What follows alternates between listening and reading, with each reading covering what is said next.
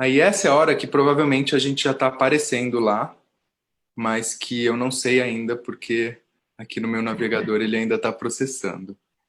Tá A perto, gente tem serviço de transmissão ao vivo A personalizado. hora, a hora que estão vendo a gente não sabe ainda.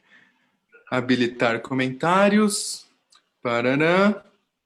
Bom, acho que foi. Deixa eu ver se no meu apareceu. Apareceu. Apareceu? Yay! Que ba- Boa noite, pessoas! Estamos aqui mais uma vez numa live bagunça, casa cheia, 5 pessoas, então eu não vou nem enrolar muito, porque uma hora vai ser pouco para tudo que a gente tem para falar, mas é só para dizer exatamente isso, né? Que a gente absolutamente não tem como esgotar esse assunto, a gente não tem sequer como chegar em, enfim, em todas as possibilidades e configurações possíveis, mas a gente justamente decidiu fazer esse encontro com casa cheia para poder trazer várias pessoas, várias experiências, várias vivências, várias perspectivas. Então, por favor, ajudem, tenham paciência com esse formato, mandem perguntas e se apresentem pessoas.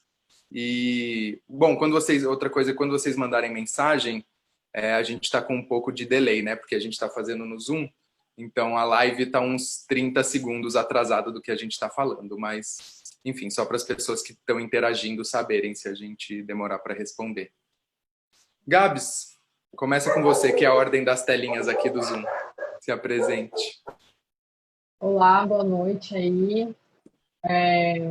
Bom, sou a Gabs, quem já viu as outras lives aí com o Poli já me conhece, mas quem não viu, né, apresentação rápida. Eu sou a Gabs, eu sou professora de história, sou antropóloga, sou poeta, sou doula, sou bi, sou mãe da Gal e escrevo sobre não monogamia no Sororidade Não Mono, no meu médio, e estou aí nessa jornada na pandemia de fazer lives também para levar um pouco esses temas para a galera. E é isso, não vou ser bem rápido.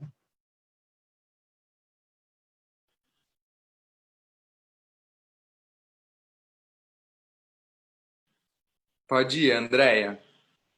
Olá, eu sou a Andréia Benetti, eu falo aqui de Minas, né? E essa é uma coisa importante de se falar, né? Às vezes algumas pessoas leem meus textos ou me ouvem falar e perguntam alguma coisa muito importante. A gente usa menina aqui como sinônimo de mulheres. Então, quando eu falar menina, eu não estou falando de crianças, né? Uma coisa que sempre perguntam, manda escrita, tá falando de criança? Não, é menina é o nosso jeito de falar de mulheres. Eu sou mãe do João Guilherme, que tem 15 anos, e eu discuto não monogamia há pelo menos uns 12 anos, né? Aqui no interior é um pouco mais complicado, e acho que a gente vai falando sobre isso ao longo do tempo. Eu sou pedagoga, sou mestre em educação, e eu pesquiso gênero na Universidade Federal de Alfenas. Tá? Acho que é mais ou menos isso.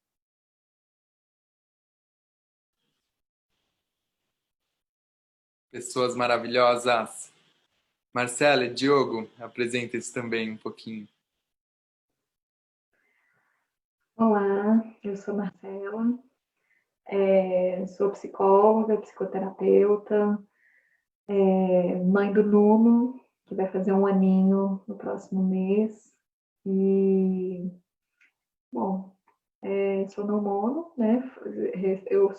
Tenho a página Amores Plurais e crio conteúdos sobre não monogamia. E estou aqui para participar dessa live e contribuir com a minha experiência, com a nossa experiência enquanto pais e é isso.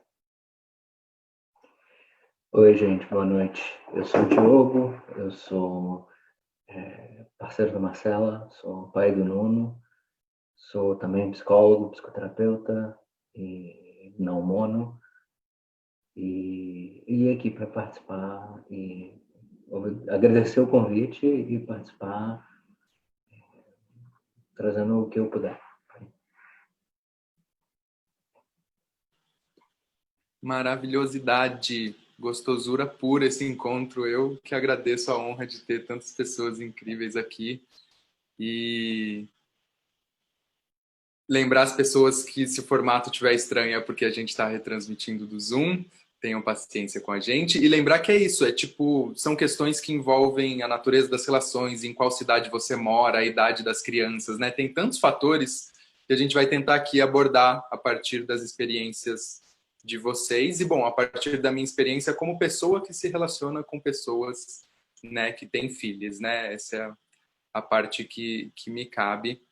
Mas, então, eu vou fazer mais esse papel de moderação aqui hoje e deixar o espaço para vocês contarem sobre as experiências de vocês. E uma pergunta que a gente recebe, ou perguntas, né, que aparecem bastante quando a gente está falando dessa questão, são o que eu chamo das perguntas sobre as fases. Né? Como é que era a relação de vocês antes e quando decidiram ou quando, né, descobriram a gravidez e como foi durante a gravidez e como é a questão da libido e, enfim, as questões, né, da perspectiva, a percepção da sociedade com relação, né, à pessoa gestante e no puerpério, como é que é libido, como é que é os ciúmes, enfim, acho que as pessoas têm bastante essa curiosidade de saber essas diferentes etapas, essas transições, tanto nas questões das dinâmicas das relações, né, das vivências não monogâmicas, quanto dos sentimentos e das questões que tudo isso gera. Podem ficar à vontade para comentar sem ordem, não tem réplica e tréplica. Bom, vou começar. Então, essa questão da gestação e do puerpério e tal, acho que a Marcela também deve ter se animado para falar mais sobre isso, sobre a monogamia nesse momento. E eu comecei a escrever justamente, já vivia relações não mono fazia alguns anos, mas comecei a escrever por causa disso, justamente porque é aquele momento que te dá um choque, assim, um pouco, né, por conta da expectativa que as pessoas têm sobre família, sobre criação de filhos, e aquela coisa de, mas e agora, né? Como é que vão encaminhar as outras relações, né, que não são as relações que vão ter laços biológicos no caso com a minha filha, né? E aí comecei a escrever justamente na gestação. O primeiro texto que eu escrevi foi sobre isso, né? Descobri que estou grávida e agora. Então, obviamente que isso impacta bastante. No meu caso, que eu acho que é diferente das outras participantes aí, eu tinha duas, né? Tinha relação com o pai da minha filha e relação com uma outra mulher que eu tenho até hoje. E então me vejo nessa questão do poliamor, assim, né? Nesse espectro do poliamor. E aí, mesmo já tendo essa relação, mesmo já tendo uma intimidade, conseguindo construir a vivência da gestação junto com ela, junto com ambos, né? Muitas questões que aparecem e para além das questões que na gestação você já está ficando louca, né? Você já tem uma montanha-russa de hormônios todo dia, você ama muito e odeia muito tudo. E só para passar rapidamente a bola aí para Marcela, em relação ao puerpério, foi acho que a fase mais difícil, assim, de tudo isso, porque puerpério já é uma fase muito difícil. Para quem não sabe o que é puerpério, é os meses após você parir, né? Já é muito difícil, já é uma questão hormonal difícil, já é uma questão de você não poder sair de casa, já é uma questão de você estar amamentando, você ficar 24 horas naquilo, a exaustão e tal. Tudo isso ainda somado com esse fato de que você, se você não estiver morando com todas as pessoas que você se relaciona, você vai ter uma dificuldade de estar com essas outras pessoas, né? Então, para mim, foi bem difícil. E respondendo a pergunta que alguém mandou falando em relação a que envolve ciúmes, e a gente até brincou que as pessoas sempre, toda live, qualquer tema que a gente for falar, as pessoas vão perguntar sobre ciúme. E aí, tipo, essas questões que envolvem ciúmes ficaram mais sensíveis no puerpério. Com certeza, na gestação, para mim, já estavam mais sensíveis. Porque acho que você fica com aquele medo de ser... rola um medo de um desamparo ali, e você tá demandando mais atenção, você está demandando mais questões. E aí mais cuidado, né?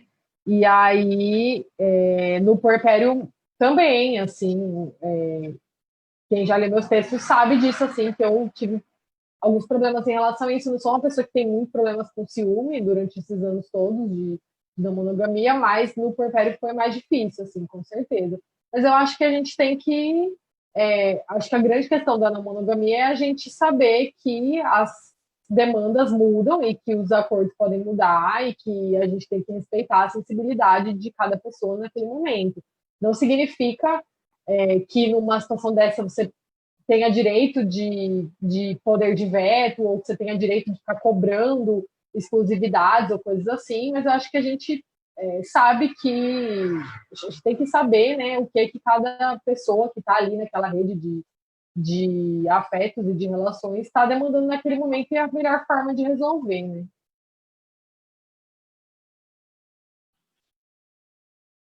Maravilha. Um baita apanhado. Marcela, se você quiser contar a sua experiência aí. Ok. Bom, então, a gente teve mais tempo, na verdade, para se adaptar ao projeto gravidez e parentalidade, porque nós planejamos essa gravidez durante muito tempo. Inclusive, já estávamos tentando há uns 6 meses, mais ou menos, né? E então, nesse meio tempo, né, de vamos tentar engravidar, a gente pôde se despedir, de certa forma, um pouco mais da nossa vida, só nós dois, assim, né? Nós dois e as pessoas que a gente se relacionava, e a nossa liberdade, sair, né? Ir ao cinema, até coisas assim, que nos falaram, olha, cinema depois que seu filho nascer vai ser uma raridade. Aí, então a gente teve tempo, assim, para viver algumas coisas mais, né, que a gente queria. E aí, durante a gravidez, né, igual eu já falei outras vezes, para mim a gravidez foi um pouco complicada, porque eu tive que ficar muito tempo em casa, eu passei muito mal, tive muitos enjoos, então eu vomitava muito durante muito tempo, todos os dias. Era muito desgastante, então eu ficava muito tempo em casa. E na época o Diogo estava numa nova relação.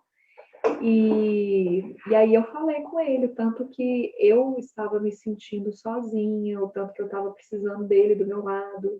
E era ele que eu precisava do meu lado, não era qualquer pessoa, era ele que estava junto comigo nesse projeto, né, que nós decidimos junto. Então, eu ter falado com ele dessa minha falta pode até soar para algumas pessoas como uma questão de veto, mas na verdade eu só falei como eu estava me sentindo e ele, de certa forma, quis estar mais perto de mim, né, nesse momento. Quer falar um pouco disso? Foi uma... Não passa pela... Acostumando aqui com os formatos. Não passa pela questão de veto de forma alguma. É uma resposta a uma necessidade de uma parceira que tem um projeto comigo. Assim, eu precisei estar mais... Eu precisei direcionar, eu precisei e quis direcionar meu tempo e minha energia para estar com ela, para apoiar ela, para dar tudo certo nesse processo da gravidez. Eu acho que é isso. E bom, e depois, no puerpério, até que para mim também foi tranquilo, não foi um processo sofrido. Eu acho que uma coisa que influenciou muito no meu processo ser mais tranquilo foi como o meu parto foi feito, foi muito respeitoso. Meu parto foi natural, totalmente natural, sem nenhuma intervenção. Foi, né, em casa, na água, com uma equipe maravilhosa. Foi cansativo, porque foram 39 horas de parto, de trabalho de parto, mas foi tudo do jeito que eu quis, e isso foi muito empoderador para mim. E a forma como eu fui cuidada influenciou muito na forma como esse puerpério aconteceu. Inclusive, uma das coisas que eu fiz, né, que muita gente vai achar que é nojento e tal, mas durante uma semana eu bebi uma parte da minha placenta junto com um batido de frutas, que foi a minha parteira que indicou. Ela falou que era uma reposição hormonal que poderia ser feita. Então, assim, isso me ajudou muito nessa questão hormonal, nessa regulação, né, de hormônios que tem depois. Então, assim, foi bem mais tranquilo, bem mais ameno. Acho que devido a isso. E aí, depois que uma adaptação comum, a gente acabou, assim, naturalmente se isolando um pouco mais, porque é uma dinâmica que, né, a Gabi sabe falar muito disso também, né? Gasta muita energia, né? A gente precisa estar ali muito presente, é uma vivência muito intensa, né? Então, demanda muito tempo, muita dedicação. E, assim, coincidência ou não, acabou que nesse período a gente estava só nós dois, assim, não estávamos com outros parceiros. Então, acabou que para a gente esse período foi facilitado, né, nesse sentido. Sim. Porque não teve muita coisa. Facilitado. Não teve muita coisa para negociar. Né? Isso não. E aí veio pandemia, veio confinamento e isolamento e aí continua. Continuamos Uma coisa que vocês falaram que eu acho que a galera sempre tem essa dúvida, ou não sei se ouve em algum lugar, que é primeiro essa questão de você pausar um certo tipo de dinâmica porque existe uma necessidade que é percebida, é diferente de você colocar, olha, isso tem que ser assim, ou, né, estou me sentindo assim, então, né, colocar no comportamento da outra pessoa a responsabilidade por uma questão. E outra coisa completamente diferente é você colocar, né, as informações na mesa para que as pessoas envolvidas possam tomar suas decisões, né, e consentir de forma autônoma e consciente e decidir que nesse momento a gente precisa pausar as nossas dinâmicas não monogâmicas. Não quer dizer que vocês deixaram de ser não monogâmicos, né? O que a relação virou monogâmica, né? Porque vocês continuam em todos os outros aspectos, né? Pensando e refletindo e,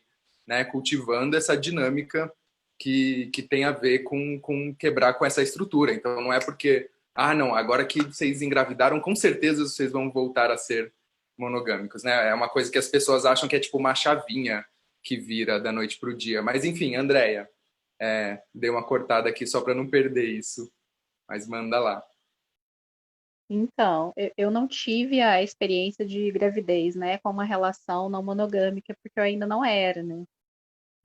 O que eu tive foi uma criança pequena, daí tinha 2 anos quando eu iniciei a minha relação, porque aí eu fui casada com o pai dele, me separei quando ele tinha 1 ano, depois conheci o Ricardo, que foi o meu marido por 12 anos, que a gente começou a pensar nas relações não monogâmicas, né? E que foi muito rico, porque a gente construiu do nada, aqui no interior, onde não se falava de não monogamia.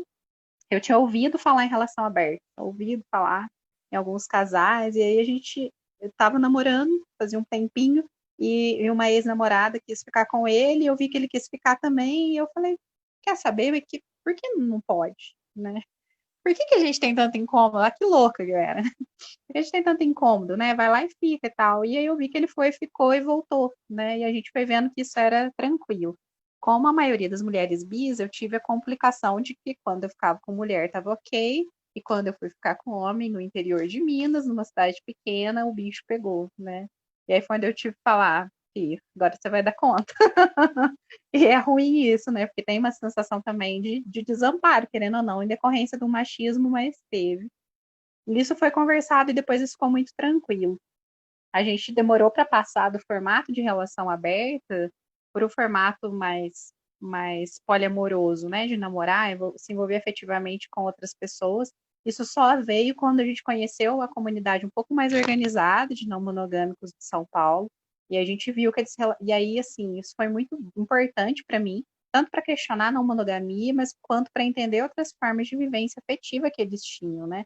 Porque quando eu chego ali, eu falo, nossa, isso é legal, né? Não tem uma disputa quando a gente fica com outras pessoas, que é uma coisa muito importante pensar que numa cidade pequena aqui, a gente necessariamente vai se envolver com quem é monogâmico. E isso começou a dar muito problema também com o tempo. Então, assim, o Gui era pequeno e eu fazia faculdade, trabalhava, o Ricardo também, né? Então, o Gui ficou muito com a minha mãe, né? A minha mãe, ele chegou a morar com a minha mãe enquanto eu fazia faculdade, trabalhava, depois voltou a morar comigo com 7 anos. Então, foi um período muito louco, assim. A gente não conseguiria se relacionar afetivamente com mais de uma pessoa, eu não conseguiria ter mais de um namorado, né? O que foi legal foi que o Gui foi crescendo nessa dinâmica, né? Mais ou menos, eu acho que ele tinha uns 12 anos, não menos, uns 10, e aí isso abriu para a gente ter outras ligações afetivas, né? Eu ficava muito preocupada de falar isso, né? Como que eu falo isso, né? Como que eu vou sentar e falar, sua mãe fica com mais de uma pessoa? Porque, querendo ou não, tem uma questão muito machista no interior, né? Vou ficar pensando o que os colegas da escola vão falar para ele, né?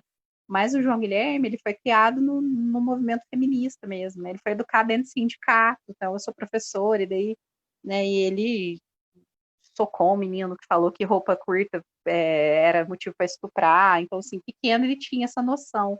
Então, assim, não, essas questões não foram questões para o João Guilherme, né? Assim como não foi questão quando eu comecei a namorar um cara trans um ano passado, né? Então, a gente sentou para falar com ele, olha, a gente está namorando, esperando ele perguntar, e ele falou, Noah, você sabe cozinhar? Aí eu, não, sei. E fica bom? Fica. Ah, então tá. E foi pro quarto dele, tipo, e aí que interessa do namorado da minha mãe? Você sabe cozinhar, né? E aí, e eu não sentei com ele, falei, olha, não sou monogâmica, né? Ele foi tendo essa vivência junto com outras pessoas, assim. O que foi muito complicado foi que a maioria, eu me relacionei mais com homens, né, do que com mulheres, apesar de ser bi, e um namorado que eu tive de muito tempo, ele tinha muita resistência de eu ter filho, né, então era quase um fingir que eu não tinha filho. Eu estava contando pro Poli e pra Gabs, um dia o Gui passou mal, precisei trazer o Gui para casa com ele lá, e era uma sensação assim, de que ele estava fazendo algo errado, sabe, alguma coisa muito perversa. Isso eu comecei a ver que é meio comum no meio das pessoas não monogâmicas. Tem um puta preconceito com a mulher que tem filho, né? Ou entende, sei lá, que a não monogamia é alguma forma de modelo sexual, sei lá, não moral, mesmo estando lá dentro, né? E isso foi me dando um incômodo. Assim. Então, para mim também, esse grupo aqui é muito importante, que eu acho que desmistifica isso, né? Quando a gente pensa que a gente quer construir uma sociedade mais coletiva, né? Então, é ok dar um tempo de ficar com outras pessoas para cuidar de um bebê pequeno, né? Isso pode perfeitamente acontecer. Assim como foi ok aqui a gente falar, não dá para ficar com as pessoas que são monogâmicas nessa cidade, a gente vai ter que pausar porque estava dando vários problemas, né? Então, problema também da objetificação do corpo trans, né, de um homem trans por outros homens. Então, assim, como que seria ir para a cama com um homem cis, hétero, nessa cidade interior, né? Então, isso tem muitas questões que a gente começou a pensar, mas basicamente foi que nos relacionar com pessoas monogâmicas, por mais que a gente explicava, estava dando muito problema, né? Então, foi isso, assim, minha trajetória. Daí e aí eu sentei com o Gui para falar que eu era bissexual, né? Então, eu sou bissexual. Ele falou, você pode namorar uma mulher, então? Falei que podia, isso foi muito tranquilo. Depois, questões de não monogamia, a gente foi conversando, e agora a gente conversa muito abertamente, né? E ele já tem 15, então tem sociedade que não é monogâmica, nem sempre foi assim, não é o único modelo possível, né? Isso para os adolescentes, na verdade, é até muito tranquilo, né? Eles têm uma inserção política mais ampla que a gente, pelo menos é o que a gente espera, né? Os nossos filhos vão ter, né? Porque eles estão inseridos em espaços politizados, não adianta. A Gal vai estar, né? O filho de vocês também, é o Nuno, né? Vai estar, porque é o próprio meio que a gente convive, né? Então a gente espera que isso seja mais tranquilo para eles, né? E eu acho que é um ganho também não ser criado dentro de uma família com tanto fechamento monogâmico, com tanto fechamento nuclear, né? Que acaba dando à mulher papéis. Então, assim, a preocupação era, nossa, minha mãe transa com várias pessoas, se relaciona afetivamente com várias pessoas. Pô, que bom, né? Porque uma das coisas que me marcou que ele falou é, mãe, você é muito diferente das mães dos meus amigos. Elas sempre estão em casa fazendo alguma coisa. Eu falei, mas eu também sempre estou em casa fazendo alguma coisa. Não, mas não é a mesma coisa, né? Você sai, tipo, o que ele quis dizer é você tem sua vida, né? E não era uma reclamação, né? Era uma percepção de que tinha um outro modelo. Então, acho que isso é muito rico, né? Era isso, gente. Nossa, eu amo que você, na sua fala, já puxou todas as pautas que a gente tinha em Tretas. uma só. Se a gente esqueceu o que que é só voltar. Mas essa sua última fala que me lembrou da fala de uma das filhas de uma das minhas companheiras, que foi justamente isso, de tipo, ai, quando eu crescer eu quero ser menino. Aí você falou, mas por quê? Ah, não, porque mulher tem que ser mãe, e mãe fica o dia inteiro em casa e não faz nada. Aí você fala, tipo, tá, então, né, olha essa associação, onde é que tá esse papel sendo solidificado já na cabeça das crianças, é óbvio, porque elas, né, têm a percepção. E a outra coisa que você falou lá no começo é que, numa época que estava muito correria e que ele ficava com a sua mãe, né? E é aquele papo que a gente estava falando, que no fundo, essa ideia hegemônica da família nuclear, ela é uma ideia hegemônica e utópica, mas se você for olhar estatisticamente, percentualmente, são poucas as famílias que têm exatamente esse modelo, né? Se a gente for no interior, em zonas rurais, ou mesmo nas grandes capitais, em comunidades periféricas, as estruturas familiares são completamente diferentes e majoritariamente diferentes da estrutura da família nuclear, né? Então, bom, se vocês quiserem falar alguma coisa, me interrompam também. Outras duas perguntas que vieram de gancho com isso que a Andrea falou foi sobre essa questão de como costurar essas relações e que entra num paradigma que a gente conversou, né, de ver a não monogamia como uma prática coletiva ou ver a não monogamia como, né, enfim, o que eu quero fazer, a carta branca para eu agir como eu quero. E as perguntas que vieram foram: como encontrar tempo de qualidade entre parceiros e filhos? E como vocês acham que as crianças podem se relacionar com metamores?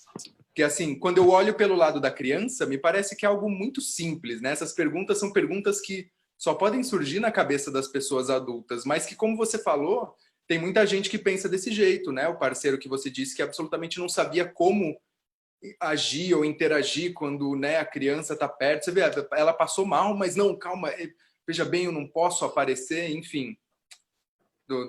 Comentem sobre quaisquer uma dessas montes Eu de acho coisas que eu que pipoquei.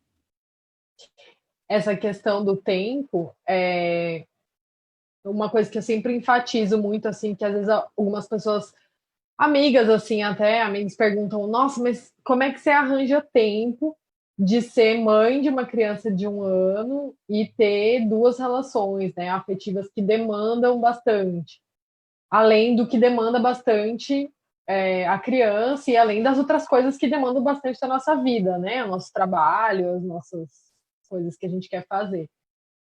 E aí o que eu sempre coloco é que para a gente falar numa maternidade de qualidade, a gente tem que pensar em rede de apoio. E numa maternidade de qualidade, numa parentalidade no geral, né, de qualidade, a gente precisa de rede de apoio. E pensando numa parentalidade não monogâmica, a gente precisa de uma rede de apoio mais ainda. Assim. A gente precisa ter a confiança de que as nossas parcerias vão entender que elas têm que ficar quando as crianças são pequenas, né? Que elas vão ter que ficar não só para a gente ir trabalhar, mas para a gente ir encontrar essas outras pessoas que a gente se relaciona.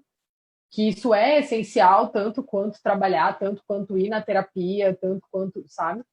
Tanto quanto sair com amigas ou sair sozinha, ou enfim. E então eu acho que a rede de apoio essas parcerias têm que entender isso. E as outras pessoas que a gente tem na rede de apoio também têm que entender isso.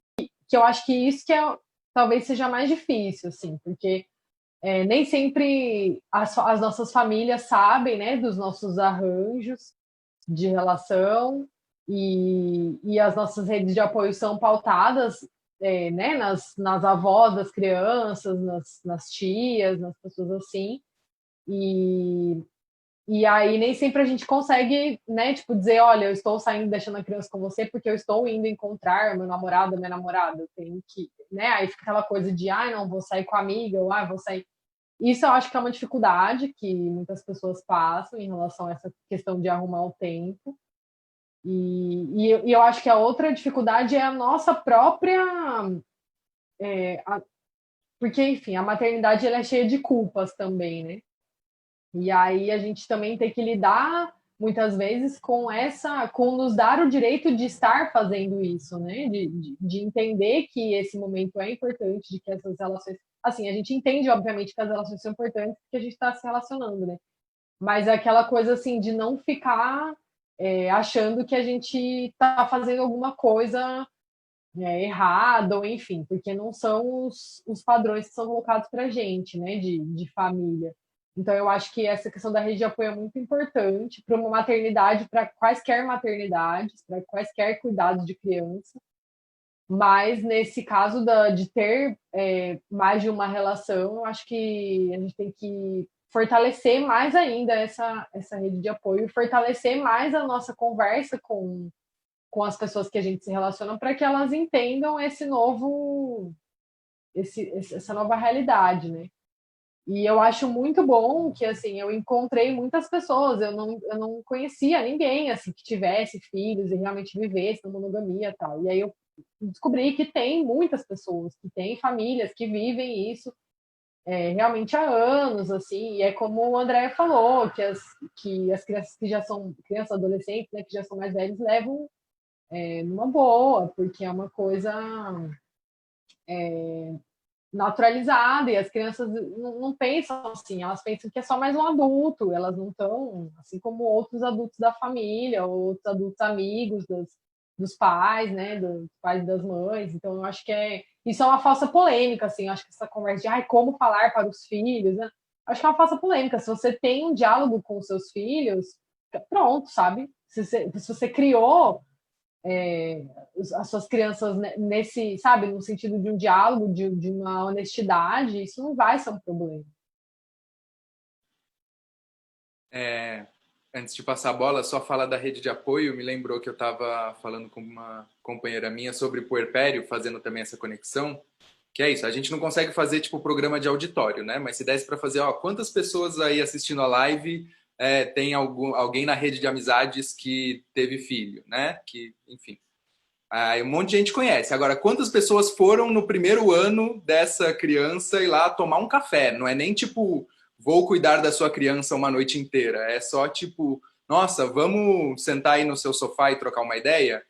Porque é isso, a não monogamia não vai resolver. É lógico que ela vai ajudar a gente a pensar melhor, mas essa questão do puerpério e da ausência de rede de apoio é uma coisa que existe no geral, né? Esse isolamento dos amigos e esse afastamento. Tipo, daqui um ano a gente se vê, tá bom? Tem até as piadinhas. Ah, legal, parabéns, me liga daqui um ano.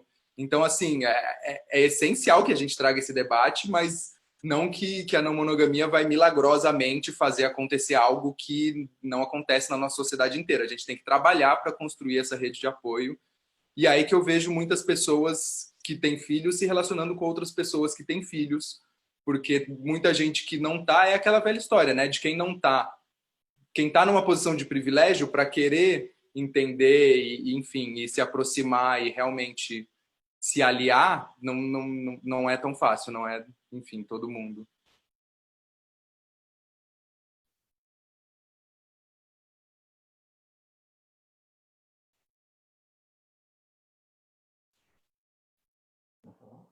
Posso falar? Só comentar aqui rapidinho que você falou isso, Paulo, de encontrar pessoas, né, que tenham filhos, e essa semana eu posso ilustrar isso muito bem, que eu participei de uma conversa, de uma roda de conversa no Mono, que teve também no Zoom, e conheci um casal com filhos na mesma idade do Nono, que mora aqui em Portugal também. E eu fiquei tão feliz, mas tão feliz, eu falei, gente, que bom, não estou sozinha. Porque é isso, porque a gente se sente muito sozinho, né? E ainda mais agora, a gente, né, morando em outro país, não conhecendo muitas pessoas, né? A gente já tem alguns amigos, né? Nós moramos aqui há 4 anos, mas é isso, né? Leva tempo para a gente conseguir construir essa rede mesmo, e é amadurecer, né, essas ideias de que as pessoas podem, inclusive, interferir, né, porque tem muito isso, não, não vou incomodar. Acho que tem um pouco de receio das próprias pessoas, não, deixa eles lá no cantinho deles, né, se a gente for lá vai incomodar. E não é um incômodo, na verdade, pode ser uma ajuda, né? Com certeza. Eu estou separando alguns comentários aqui para trazer depois. E só lembrar as pessoas que é muita coisa mesmo, muitos recortes, muitos assuntos, mas depois tem o Zoom, que vai estar com o link aí na bio para vocês entrarem para continuarem trocando ideia. Andréia, se você quiser falar alguma coisa. Então, sobre a rede de proteção, a rede de apoio, né? A gente chama de rede de proteção quando eu estava no conselho tutelar, porque acaba sendo uma rede que protege a criança, né? Ao menos espera. Eu acho muito impossível falar que a gente criou filho sozinho, né? Quem consegue educar uma criança sozinha, a gente tem que contar com o mínimo de apoio. A questão é que me parece que o apoio vem de outras mulheres em geral, né? Então a gente cria, e eu falo aqui pela minha realidade, então vai ser uma avó, vai ser uma tia, né? Muitos homens não participam da educação dos próprios filhos, né? E por isso eu acho que a gente até conversou isso ontem um pouco na reunião para pensar a live, que ter filhos sendo não monogâmico, né, com um projeto de pensar essa família com um determinado parceiro, pode vir a não ser mais parceiro, ou que não é o único parceiro, enfim. Isso me dá uma sensação muito legal de que a gente está pensando em comunidades mais coletivas, né? Em educar as crianças numa rede de apoio, mas que é também uma forma de outras construções de família e não seja aquele modelo do homem hétero, branco, de classe média, solteiro, que quer ficar com mais mulheres e chama isso de não monogamia. Eu estou num momento muito radicalizado dessa crítica, né? Eu acho que o Poli já percebeu, assim. Eu só acredito em não monogamia que venha das vozes dissidentes, das mulheres propondo isso, né? De outras construções propondo isso, pessoas trans, né? Não binárias e tal. Porque senão a gente cai no mesmo, a gente cai numa sociedade talvez mais individualista, né? Eu sempre coloco uma questão. A gente pega um homem solteiro, hétero, tal, ele se relaciona com várias pessoas. O que ele está fazendo de diferente, né, do que a gente tem até hoje? A gente pega uma família de periferia, com vários filhos, que um casal divide as contas, divide a educação, tem uma rede de apoio da família extensa, essa família, que é o que a gente chama de nuclear monogâmica, ela acaba sendo muito mais coletiva do que a outra formação. Né? Então, essa é uma coisa que tem me cutucado, né? Porque eu acho que, assim como a maioria das mulheres tem uma biquinha dessa fala dos meninos, eu sou do amor livre, né? E aquilo tá bom, fico com várias pessoas, grande bosta. Os homens fazem isso desde que o mundo é mundo. Então, pensar em construção de filho nesse cenário, né? Da Gabs, da Marcelo, do João Guilherme, aqui, que já é grande, então, querendo ou não, teve os padrastos que foram fundamentais na educação dele, né? Quem vai na formatura do João Guilherme? O Ricardo, que foi padrasto dele por 12 anos. Não tem como ignorar essa pessoa que foi presente. E aí os avós que não são os avós, né, biológicos, que são vodrastos, agora a família do Noah, né? Tá certo que agora ele é maior, então a relação com a família do Noah é diferente, mas é um apoio, né? Então, assim, isso tudo me chama atenção e eu acho que é uma discussão muito nova e muito legal para pensar em como a gente pode pensar em comunidades mais coletivas, né? E aí sim, como a quebra de família nuclear, em outras alternativas que não sejam as patriarcais, né? Embora a gente ainda caia, claro, né, nas armadilhas disso. Mas por isso que eu gosto dessa conversa quando ela envolve as crianças, né?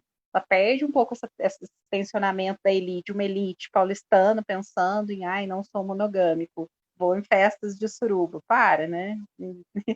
Não que não seja importante, mas isso não faz de ninguém não monogâmico, inclusive. A gente sempre fala isso não faz com que não tenha abusos, relações abusivas, né? A gente tem que pensar. E essa ideia é outra, é o cuidado com o outro, o cuidado com a criança, com a companheira que naquele momento está grávida, né? Pensar e a namorada da companheira, como está nessa situação, porque não mora com o casal, isso é muito coletivo, né? E muito cuidadoso, né? E aí sim eu acho que a gente faz alguma coisa de diferente mesmo. Sim, eu acho que é o que a gente sempre fala, né? Colocar sempre que não monogamia tem que ser uma posição política, né? É uma ideia de construir a sociedade de outra forma, não é uma forma de relação apenas, não é uma forma de viver a sexualidade apenas, e sim algo que pretende desconstruir os pilares estruturais da monogamia que afetam a tudo, né? Todas as dimensões assim da nossa vida. Não monogamia liberal nem existe, né? É isso, Nossa, pelo amor essa é a de Deus. verdade. Pelo amor da deusa. Mas é aquilo que a gente estava falando também. Se você tem, sei lá, 18 anos, 20 anos, não quer ter que pensar em trabalho, de ter filho, ótimo, beleza. Não se identifique com esse rótulo. Você pode ser swinger, você pode ter um relacionamento aberto, enfim, você pode ter várias coisas que não vão te colocar nessa posição e nem vão colocar as pessoas com quem você se relaciona nessa posição. Mas é isso, se não monogamia não é sobre quantidade de pessoas com quem a gente transa, é sobre as dinâmicas que a gente cria, falar sobre puerpério, falar sobre rede de apoio, falar sobre... É isso, é tipo... Homens cis héteros querem ganhar pontos com as pessoas que se relacionam, aprendam, né, a ajudar a participar e a construir essas dinâmicas e, de novo, tem um monte de complexidades. Eu, quando comecei a me relacionar com pessoas que têm filhos, tive uma série de dúvidas. Até onde eu posso ir? O que eu estou invadindo? O que é... Enfim, existem uma série de coisas, mas isso a gente conversa. Não é tipo, não quero lidar com isso. Mas, Andréia, você levantou uma coisa que as pessoas perguntaram também, né? Que é tipo, beleza, a gente já falou um pouco sobre como falar sobre a não monogamia. Mas e como comunicar términos e afastamentos? Ou que horas que você apresenta? Eu já apresento desde o primeiro encontro, apresento... Enfim, são coisas que as pessoas têm um pouco de dúvida, né? De tipo, quando que você sente que é hora de apresentar? Quando ou como comunicar, né, um término, um afastamento? Quando já tem um envolvimento, né, da rede de apoio? Eu acho que a criança pequena é um pouco mais complicada a questão de uma pessoa aparecer ali e sumir, né?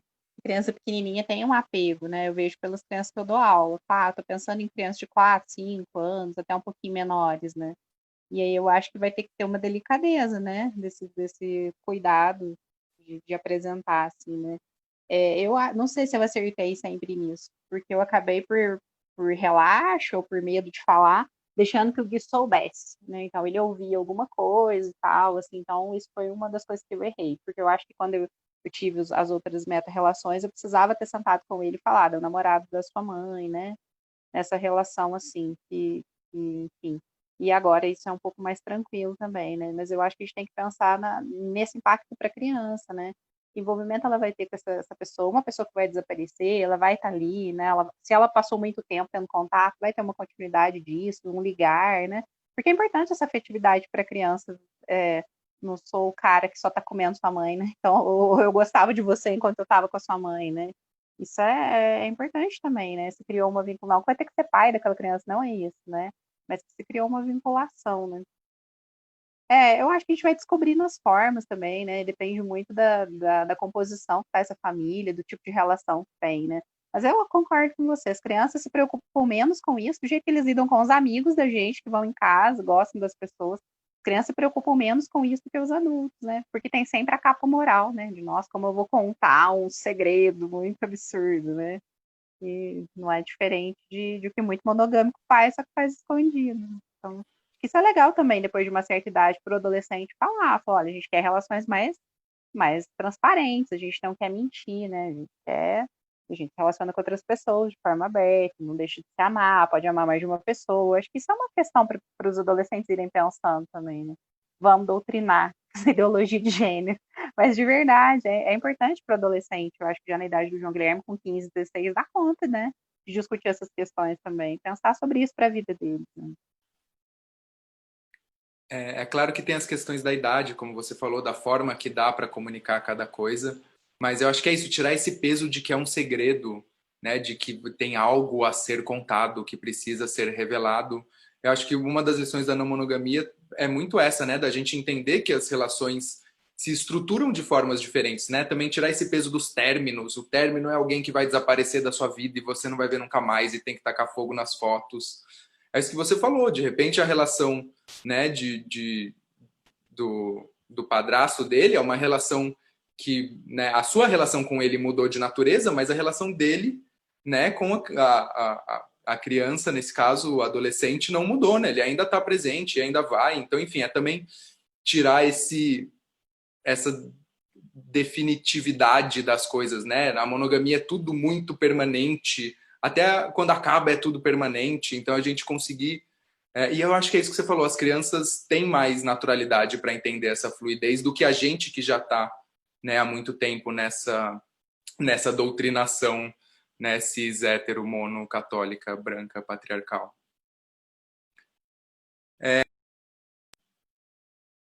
Alguém quer adicionar? Gabs, Diogo, a Marcela acho que foi amamentar, né? Eu tô vendo que ela sumiu ali da... Eu acho que essas questões das crianças é isso, tipo, elas são muito particulares de cada situação e no fundo a gente se preocupa mais, né, do que as crianças em si. A criança vai falar isso, é isso, você sabe cozinhar? Você sabe cozinhar o meu prato preferido? Ótimo.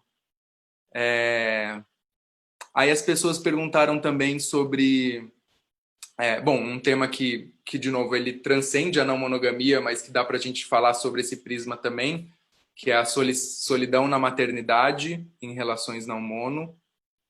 Se vocês quiserem comentar alguma experiência, alguma vivência sobre esse aspecto.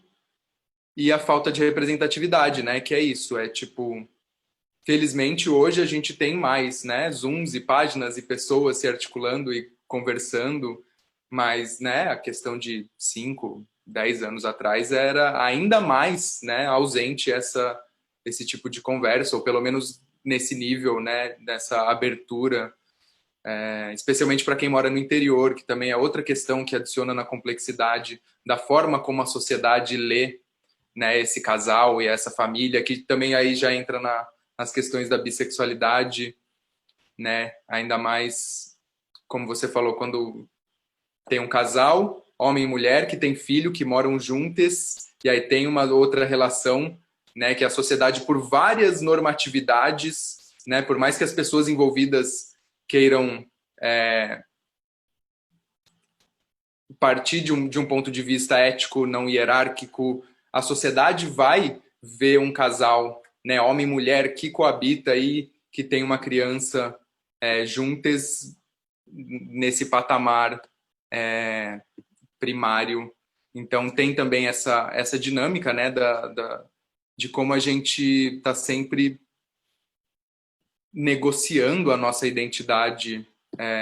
E tem certos espaços que foda-se, que a gente não quer nem saber, mas entender que todas essas questões se influenciam. Eu posso ler alguns comentários aqui, porque já passaram vários. Só ia falar rapidamente uma coisa que Manda. você falou sobre a solidão das mulheres. Não é uma experiência minha, mas depois que eu comecei a escrever, né, sobre isso, eu vira e mexe, assim, recebo mensagens de mulheres falando, como é que eu vou, assim, querendo começar, né, a ter relações não monogâmicas, aí fala, como é que eu vou começar, sendo que meu filho é pequeno, sendo que eu não tenho uma rede de apoio muito estabelecida e tal, e colocando também os preconceitos, né, das pessoas em relação ao fato delas terem filhos e tudo. E realmente eu acho que é mais difícil começar se você tá sem essa rede de apoio, se você tá sozinha ali, né, ser uma não mono solo, né, como a galera fala. Mas eu acho que, enfim, essa questão da solidão, ela é uma coisa que perpassa toda a condição da mãe, né?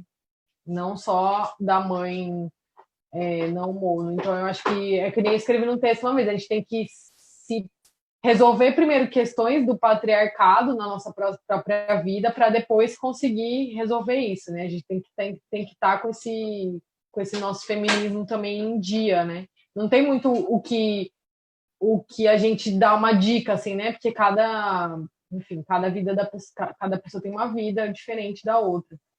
Mas eu vou bater na tecla novamente da rede de apoio, né? Porque não tem como você fazer nada que não parta disso.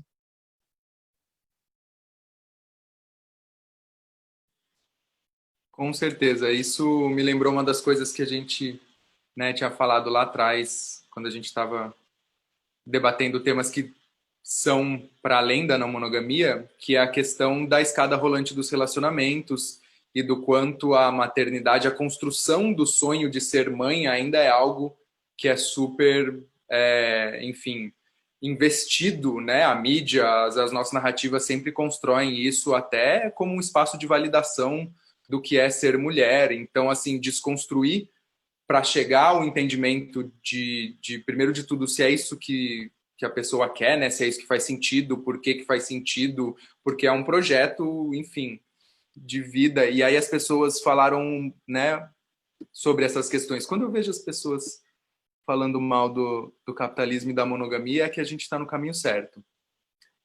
Nunca quis ter filhos por conta dessa questão de rede de apoio. Não consigo acreditar que no final a responsabilidade toda ficará sobre as minhas costas. E aí falaram que nesse sistema capitalista e machista os filhos são só da mãe. Melhor seria se fossem responsabilidade de todos. E aí falaram sobre a monogamia moderna, porque meus pais na roça, nas comunidades rurais, tinham uma rede de apoio boa. Exato, Gabi, não tem maternidade de qualidade sem rede de apoio, sem uma comunidade para ajudar. Precisa de uma vila para educar uma criança. Não é isolar a mãe num apartamento. Verdade, Irani. Acho que é isso que a não monogamia política também traz de questionamento. A responsabilidade pelo cuidado e o trabalho doméstico tem que ser dividida. Nossa, verdade, gente, tá muito difícil. Aqui em Franca não conheço nenhuma família não mono, tô isolada. A questão de, né, se morar longe das capitais. A monogamia destruiu a nossa rede de apoio, que é isso, né? A questão da família nuclear é isolar as pessoas em pequenos núcleos, né, que não participam, né, dessa interdependência, dessa rede de apoio que troca e aí se tornam mais facilmente alvos de comprar as coisas que a gente não tem na rede de apoio, né? Então a gente compra os serviços de babá e os serviços de, enfim, uma série de coisas porque a gente perdeu, a gente se isolou. E aí a Carolina falou uma coisa legal que é válida também, que acredito nisso, eu não lembro qual era o comentário, mas no meu caso, meus filhos nunca ficam bem com ninguém a não ser eu. É muito raro ter essa rede de apoio, você fez bem.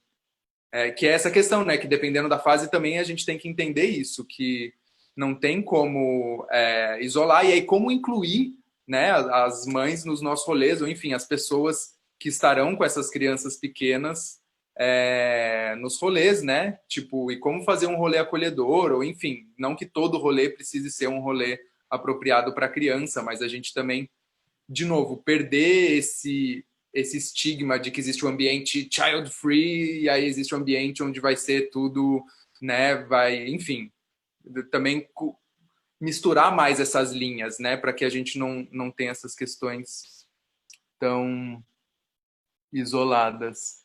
Essa live vai ficar salva sim.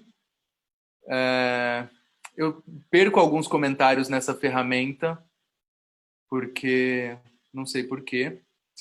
Até em Natal, que é capital, só fui começar a conhecer pessoas não mono faz 1 ano.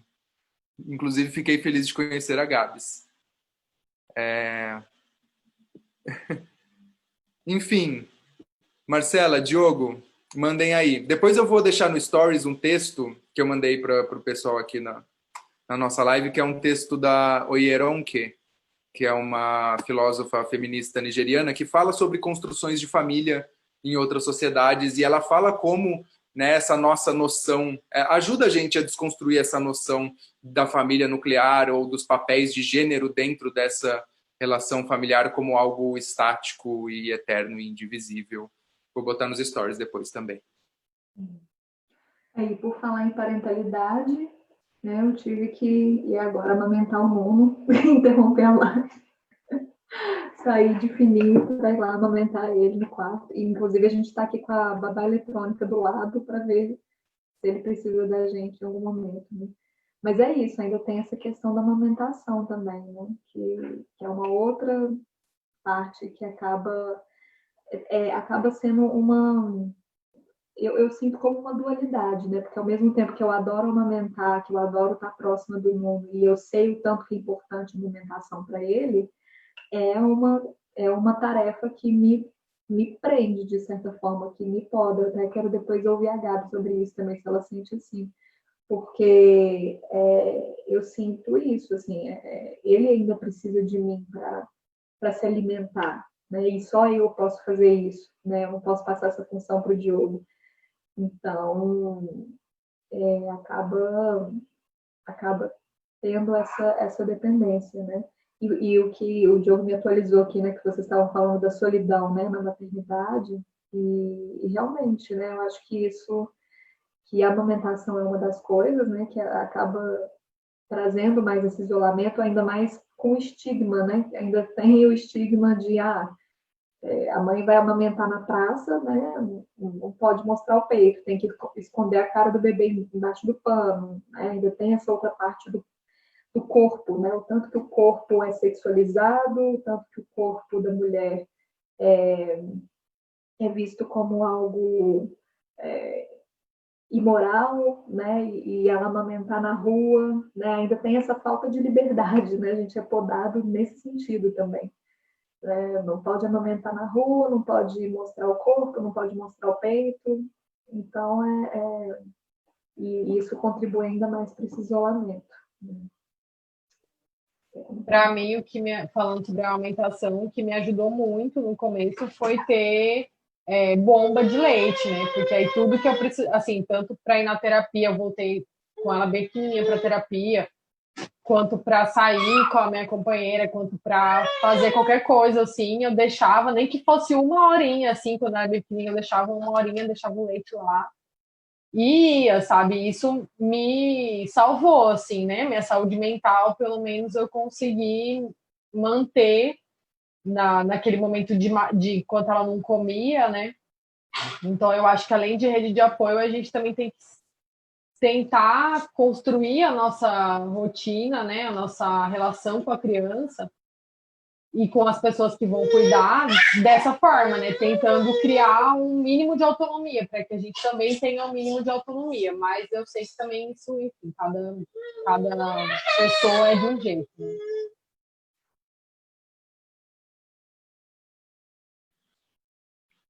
Maravilhosas, pessoas incríveis, só pessoas que eu admiro muito. A gente tem mais 2 minutos e 56 segundos, mais uns 20 segundos de delay aí. Então, deem os seus fechamentos. Eu vou colocar aqui nos comentários e na bio o link para essa nossa sala e daqui a pouco pessoas venham nos encontrar. Eu acho que é basicamente assim, a gente vai continuar na roda essa conversa, né? Mas quando pensar em não monogamia, a gente está pensando numa situação mais coletiva, né? Está pensando em quebrar a sociedade que a gente vive ou não, né? A gente sempre conversa as mulheres perto dos 40, ou os homens e mulheres que estão perto dos 50, como é isso na não monogamia, né? E a minha analista, ela tem umas soluções que eu acho fantásticas, assim, né? Quando eu começo a ficar angustiada com as relações, ela por que você quer se relacionar com pessoas tão padrão, né? Por que você está sofrendo? Porque você quer uma pessoa que é tudo aquilo que você questiona, né? Então, eu acho que essa é uma das possibilidades, né, de apontamento. Se relacionar com pessoas que fogem, quanto mais a gente conseguir dessa norma toda, né, social, pode ser uma saída, né? Isso para pensar que a gente também, em algum momento, não vai ser normativo. A gente envelhece, né? A gente está amamentando, a gente está grávida, a gente, né, tem corpos dissidentes, engorda, né? Enfim, tudo que não é aceito pela sociedade. As mulheres negras que têm pouco acesso ao afeto, acho que o BK falou disso maravilhosamente, né? A população negra de periferia, que às vezes nem tem acesso ao afeto. No entanto, a gente já está tendo mulheres negras falando sobre não monogamia de um jeito muito legal, né? Então acho que é sempre pensar, né? Empodera o coletivo, né? Tem uma perspectiva de quebra do patriarcado. Se sim, nossa discussão está certa. Eu agradeço o espaço, viu, Paulo? Foi muito legal. Perfeito, André, porque inclusive é essa ideia de que dessa família que não é a família tradicional brasileira, assim, enquanto doula, estou tentando fazer criar assim algum conteúdo para que a doulagem, para que o acompanhamento de parto, de gestação também englobe essas outras possibilidades que não as pessoas cis hétero, né? Que eu como bi já não me sentia incluída nesse mundo assim da maternidade, da gestação e da maternidade, e aí para a gente entender isso, né? Que as famílias, essa família estendida mesmo. E eu vou fechar porque